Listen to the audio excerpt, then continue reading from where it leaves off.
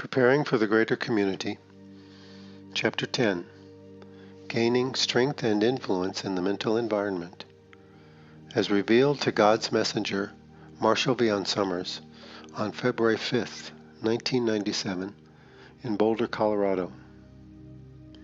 As you have a physical proximity in which you live and function, you also have a mental environment in which you learn to think. Yet it takes a long time to learn how to develop discernment and ability within this mental environment. In fact, for humanity at this point, the mental environment represents a great frontier, a whole new area to explore and within which to gain strength and ability. It is important for you to know, however, that there is an environment in which you think. This environment is filled with many forces, very few of which have anything to do with you personally. You could go into any home on any avenue, on any street, in any city, and each home would have its own mental environment, and the individuals living in those environments represent the chief forces within those mental environments. Your experience of the mental environment has been part of your life since you were born. There are so many examples if you begin to think about it. Every place you go has its own mental environment. Every home you enter has its unique mental environment. Every person around whom you spend any amount of time, you create a mental environment together. Within your own mental environment, you have the possibility or the potential to be the greatest influence, and this is encouraged here. But as we have said, your mental environment is filled with other forces and influences as well, most of which have very little to do with you. That is because you cannot isolate yourself in the world. And within the mental environment, there are no borders or boundaries unless you learn to establish them yourself. Into even the sanctity of your own home, the influences of the world find expression through the media, through the written word, and through your interactions with people. It is necessary in becoming a student of knowledge to learn to become responsible and effective in your own mental environment, for you cannot hope to advance in the way of knowledge. You cannot hope to gain greater clarity or ability if the things that are influencing your life are not addressed and recognized. Here you must learn what is affecting you, and then you must select who and what are beneficial and who and what are not beneficial. Within this process, you come to realize that there are no neutral influences in the mental environment. Everything and everyone with whom you come into contact in any kind of meaningful way is either helping or hindering you in your advancement. However, as a student of knowledge, you learn to utilize all influences that you encounter for your own benefit and for the benefit of others. Yet this represents a more advanced skill. And in the interim, for your own well-being and to enable you to proceed, you must learn to limit or offset those influences that hinder you, and emphasize and encourage those influences that actually help you along the way. If this is not done, your progress will be thwarted and will be very slow and difficult. This is a natural part of gaining inner authority. This is a natural part of claiming responsibility for your life and learning how to direct it according to the wisdom and the grace of knowledge within you. Surely you must encounter those influences and those relationships that stand in the way of this. And you will encounter them even at the outset. For as your studenthood in the way of knowledge becomes stronger, you will come to realize, for example, who in your life really supports this within you and who does not, who can really encourage it and who is afraid of it, who really trusts it and who does not. Many people, when they begin their true spiritual journey, discover with great shock that many of their long-standing relationships stand in contrast to their primary aim and purpose now. And they are surprised, for even long-term friendships can seem to be counterproductive. Often this is very difficult for the person starting out because they have a natural allegiance to their friends and to their loved ones. But gaining a greater allegiance to knowledge sometimes brings conflict. For those relationships to which they hold allegiance often thwart or interfere with their ability to gain trust and integrity within themselves. For many people, this is the first great hurdle to overcome. They must overcome their allegiances to others to emphasize a greater allegiance to knowledge. In other words, instead of doing what other people want them to do, they must gain the inner authority to do what they know they must do. This can be quite challenging. It is remarkable when you realize how great an influence your relationships have upon you and how much you adapt yourself to them. Accommodating yourself to other people may be a social necessity under certain circumstances, but within the foundation of your life, it will often impose very damaging effects. The man and woman of knowledge, if they have progressed far enough, will be able to make natural and strong commitments in their relationships. But they must have the inner authority to do this and to know how it can be done responsibly and effectively. Someone who does not have this authority cannot make real commitments to others. They are not in a position to direct or to determine their lives, and so they cannot give of themselves freely. You must have yourself to give yourself. You must know yourself to direct your life. Otherwise, you will have other people and other forces direct your life. In fact, this is happening all around you. Look about, and you will see that people have given over the authority of their lives to their relationships with work, with people, with their habits, with their addictions, with their fears, with their interests, with their preoccupations, and so forth. And the world encourages this because, in a sense, societies around the world want their populations to be compliant, and to be uniform, and to be obedient. So people are weakened, and their delights and their phobias are emphasized, and they are encouraged to consume, and they are encouraged to believe certain things and to avoid thinking about other things. This greatly affects the physical environment in which you live, but it is predominantly felt at the level of thought and belief.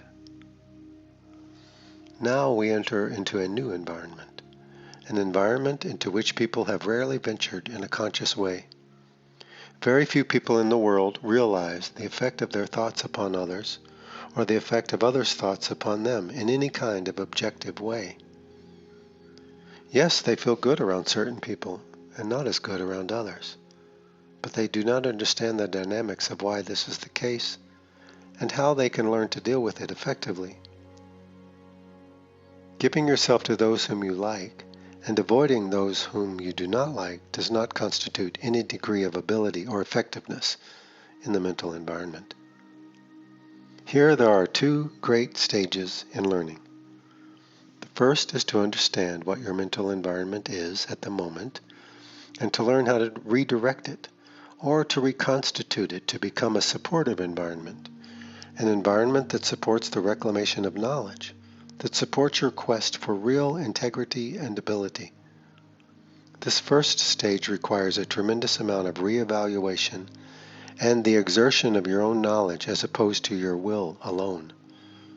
For will is exerted to support ideas and beliefs, but knowledge is exerted to support reality and relationship. Here your allegiance must shift from your allegiance to your ideas, your allegiance to your relationships, and your allegiance to certain trends in society, to a greater allegiance to knowledge within yourself. If this can be established, then knowledge will show you how to give yourself into the world, show you where to make commitments, and help you to discern those relationships that deserve your commitment and that benefit from it in an effective and constructive way. Yet how difficult this is. This is a struggle, in a certain respect, for you must fight for your freedom. And what you fight primarily are the ideas that have been imposed upon you and that you have accepted. Here the struggle is more internal than external, though there can be conflicts with other people, particularly those individuals who, by their intention or by their ignorance, thwart the emergence of knowledge within you. Even if you were isolated and were out of contact with people, you would still see in your assessment of your own mental environment that there is a great deal of influence there that did not come from you. It came from your family. It came from your society. It came through your education. Some of it is beneficial, some of it is not. Some of it is helping you at this moment, some of it is not. Some of it enables you to see and know what you must see and know. Some of it does not. Here there is a great deal of sorting out and some confusion as well, for you are shifting your sense of certainty from your ideas to knowledge itself. You are saying, my foundation is not simply a set of ideas or beliefs or associations, and you are moving it to the real foundation within yourself, which is represented by the foundation of knowledge. The second great stage of learning regarding the mental environment has to do with learning how to cast influence within the mental environment. You cannot cast an influence within the mental environment in a conscious and effective way unless you have gained a certain amount of control over the mental environment in which you yourself function. Developing this control requires focusing upon your own thinking and upon the relationships with which you have an immediate interaction and involvement. You cannot offset the mental environment of the whole world. You cannot offset the mental environment of the city in which you live.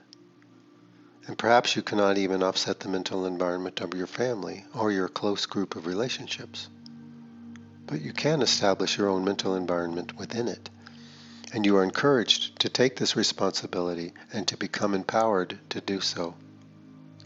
Here you see an important difference between the teaching in greater community spirituality and the greater community way of knowledge, and many other spiritual teachings, which encourage you to give up this sense of authority, to give up this sense of responsibility over the management of your own mind and body. They encourage you to surrender to ideas, to surrender to beliefs, to surrender to conventions or rituals, or to surrender to the Creator or to the force and spirit of the Creator. This difference creates considerable confusion, for people are not certain what their responsibility is. They are not certain what they are to give themselves to and from what they should hold themselves back. Let us clarify this. In order to become a man or a woman of knowledge, in order to become a spiritually realized being within physical life, you must claim authority over your own affairs. The Creator will not do this for you, for the Creator has given you knowledge to enable you to do this yourself. Here you must be the captain of your own ship. You cannot let the winds and the currents determine how you sail, and if you sail, and what you carry on board. Yes, you use the winds and the currents, but you must gain authority over your own ship in order to learn to do this. The captain of the ship does not simply let the winds and the currents take his or her ship wherever they may. Instead, he or she must learn how to control these forces and use them to gain direction and to move within the world. Here there is a practical form of mastery, but here you do not claim to be the master, for knowledge is the master, and the Creator is the master. But they can only work through you if you have developed strength and capability. If you are reckless or irresponsible regarding your physical interactions or mental interactions, knowledge will not emerge within you, for you will not be ready. The Creator will not call you into service, for you will not be ready. You will not be given greater insight, greater ability, greater skills, because you will not be ready. Therefore, the student of knowledge becomes ready by gaining ability in their affairs with others, in their involvements in the world, and in developing their own mental environment. Now, when I say developing your own mental environment, what does this really mean? Does this mean you put pretty pictures on your walls and play beautiful music all day long? Does this mean you burn incense and only have pleasant things to sense and smell and experience? No, it does not mean this. It means you learn to clear the way for knowledge. It means you create a conducive environment mentally within yourself and in your immediate circumstances for knowledge to emerge within you and to express itself through your life. Here you must open things up, clear things away, learn to recognize and offset negative influences. Learn to recognize the degree to which you have been conditioned and affected by society and by your relationships, and to adjust them accordingly, so that you have the freedom and the opportunity to find this greater intelligence within you and allow it to emerge within your mind and within your life. Within this short chapter, we will not attempt to describe all the dynamics of developing skill in the mental environment, for that is a very great subject and will require a much longer presentation. Yet it is important here for you to realize that you have a responsibility in terms of what you think and what you do, and you are held accountable for this. The fact that you may feel swayed by forces greater than yourself, internal forces and external forces, does not deny the fact that you have a certain realm of responsibility. If you do not claim this responsibility, then other forces and powers will claim it for you. Let us explain what we mean. It is a fundamental truth in the universe, in the greater community in which you live, and within the world in which you live, that if you do not claim authority over your life, then others will claim it for you. If you do not assume this responsibility, and if you do not garner the necessary wisdom, strength, and skill that are required, then you will simply acquiesce to other forces. These other forces can be a dominating person in your life.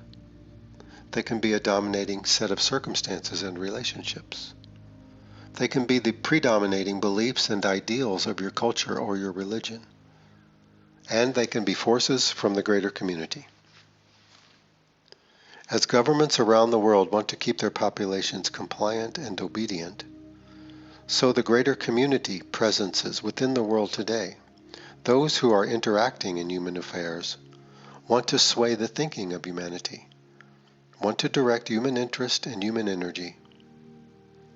However, when you have skill in the mental environment, you recognize that the mental environment provides the greatest opportunity to exert influence and to produce the results that you want to produce. The greater community visitors in the world today who are interacting in human affairs do not want to destroy humanity, do not want to wipe humanity out, do not want to replace human beings with themselves, for that is not practical. Rather, they would have people respond to their ideas while hiding themselves as the sender of these influences, so that human beings will in time learn to work according to how the visitors want them to work, to produce the resources and to produce the skills and to produce the biological and genetic materials that the visitors are seeking. To make this possible, people must become compliant. They must believe in something that is at least conducive to the objectives that the visitors want to create for themselves. This becomes very subtle in its dynamics. But it is important for you to know that if you do not claim authority and ability in your own mental environment, if you do not learn to take responsibility for what goes on within your own mind and for your own behavior, then you will naturally acquiesce, not all at once, but incrementally. You will simply be moved around by forces that you cannot possibly understand. And whether you acquiesce happily, or whether you go along with great anger and resentment, you will be moved. How do you start? You start by learning the way of knowledge. You start by gaining a foundation within this deep and mysterious part of yourself. You begin by realizing that you are not free, and that you want to become free. Not just free of external restraints, but free spiritually, free mentally, free to think, free to direct your energy, not according to the dictates or the will of others, but according to the reality and authority of knowledge within you. You begin with this understanding. Here you realize you do not really understand the mental environment. You do not really understand what knowledge is yet, or what it can do for you and the world. But you are at least aware that they exist, and you have a certain starting understanding that will enable you to proceed.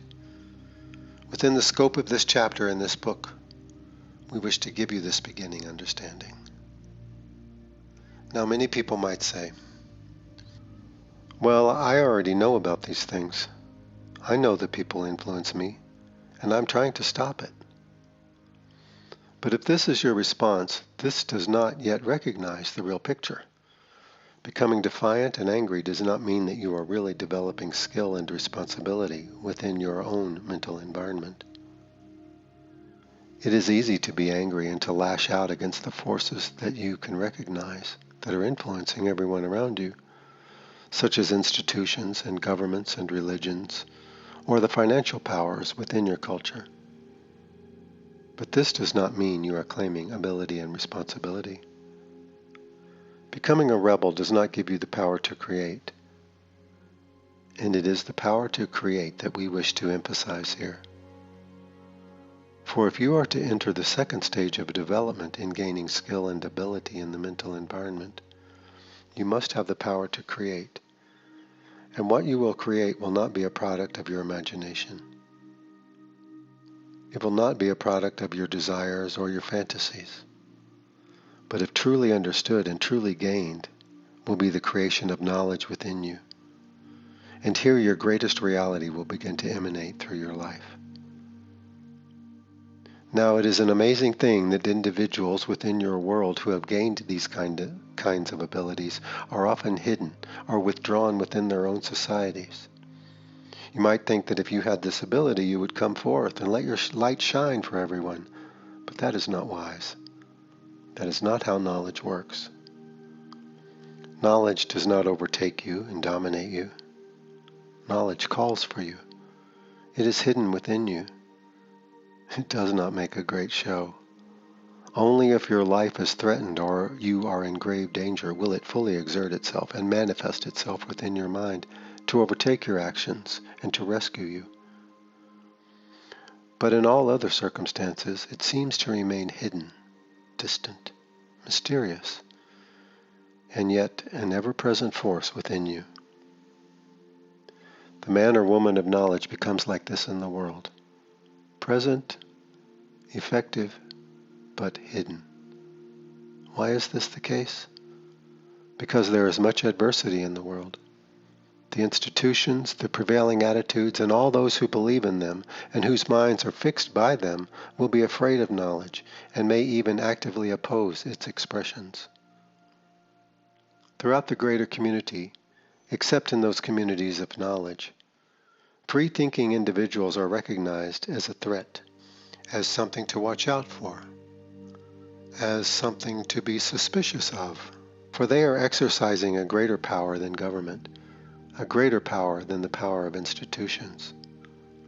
They have a power greater than the greatest individual rulers living within the greater community. Only in a community of knowledge will their example be encouraged and able to shine freely. But even these communities are relatively hidden within the greater community as a whole. As we said at the beginning of our book, this may be disappointing to many people who thought that advanced races represented a sort of spiritual kingdom, a spiritual reality without conflict, without greed, without manipulation. But this is confusing your ancient home with physical reality. It is always a mistake when you do that. The fact that the mental environment is so heavily used and manipulated within the greater community produces a greater requirement for you and for others who have real spiritual inclinations to develop skill within the mental environment. However, at first you will do this for yourself. You will do this for yourself because you want to be free. You will do this for yourself because you want to be unencumbered. You will do this for yourself because you will want to know your own heart. You will do this for yourself because you want to have your own life. You do not want to simply be ruled mindlessly by forces that you cannot even recognize or understand. Here you come to recognize there is great adversity. There are great obstacles in life to claiming this power and this ability. Though the unseen ones watch over you and encourage you, though you have great spiritual allies within the world and beyond, you still live in a world where knowledge is not known, where knowledge is not valued. It is a world of law and conventions, of greed and power. Yet it is also a world of goodness, a world of beauty and opportunity. But goodness, beauty, and opportunity must contend with all the forces that oppose them, and all the problems that these other forces have created for humanity as a whole. Therefore, do not be a dreamer. Become potent. Gain this ability to objectively review your own thoughts and inclinations and see if they come from knowledge or are merely the product of your exposure to culture and to conventions. How will you be able to do this? You will be able to do this by learning the steps to knowledge. You cannot simply make this happen overnight. How can you undo all your years of existence by a few simple techniques or by simply wanting to do it? You must have the methodology. You must have the right understanding. You must have the correct approach. Your study of the way of knowledge will give all of these to you. It will give you your inner authority, and it will give you all the responsibilities and all the challenges that go along with it. It will teach you about the mental environment because it will bring you to knowledge. Here you will see that within your mental environment and within the mental environments of wherever you go that you might be exposed to, there are forces that encourage the expression of knowledge, and there are forces that oppose it. As we have said, there are no neutral forces within the mental environment. Everything either helps or hinders your expression and your experience of this. Of those forces that oppose the emergence of knowledge within you, very little of this is truly evil. Many people oppose the expression of knowledge simply because they do not know knowledge exists, and they are afraid of their own inner inclinations. They are afraid to rock the boat. They are afraid to challenge their allegiances to people and to organizations and to beliefs. They are afraid to become free. They are afraid of the risks. They are afraid of what they believe they will lose. And yet there are forces that are determined to keep humanity obedient, weak, and indulgent. There are individuals committed to this. There are organizations committed to this. They cast a very great influence upon the mental environment of whole nations, upon the thought of whole populations. They seek to manipulate human weakness and inclinations for their own benefit. This manipulation of the mental environment has been going on within human societies throughout your history, and yet there are greater forces within the world now who have greater powers and skill within the mental environment.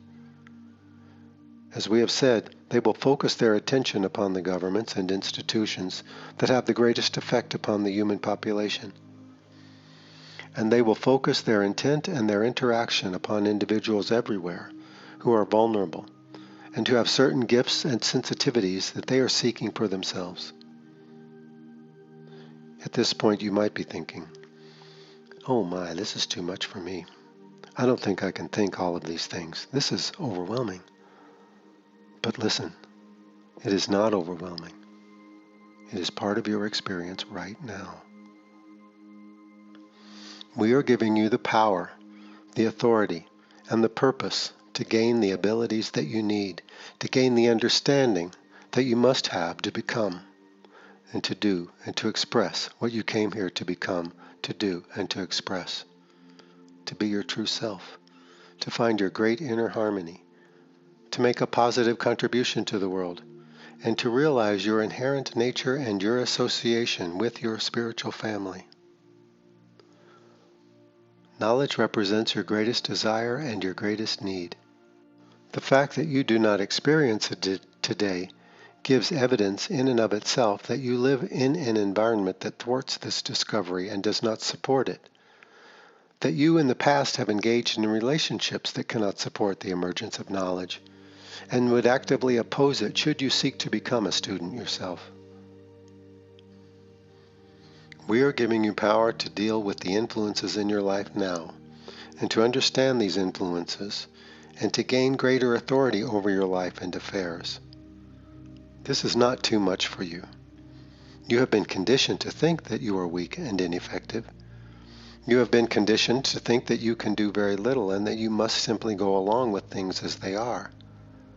You have been conditioned to think that you have very little inner authority and that the best thing you can do is try to be comfortable and avoid trouble. But you must outgrow this conditioning. You must break away from it. It is pervasive in the world today, and it will become increasingly so in the future as the greater community presences in the world seek to pacify humanity and to make it even more compliant and obedient, to make it even more vulnerable to control and manipulation within the mental environment. This is a call for you to awaken. This book is a call to awaken. Your awakening is what you must do to accomplish what you came here to accomplish. You live within both a physical and a mental environment. There are forces within both of these environments that affect you.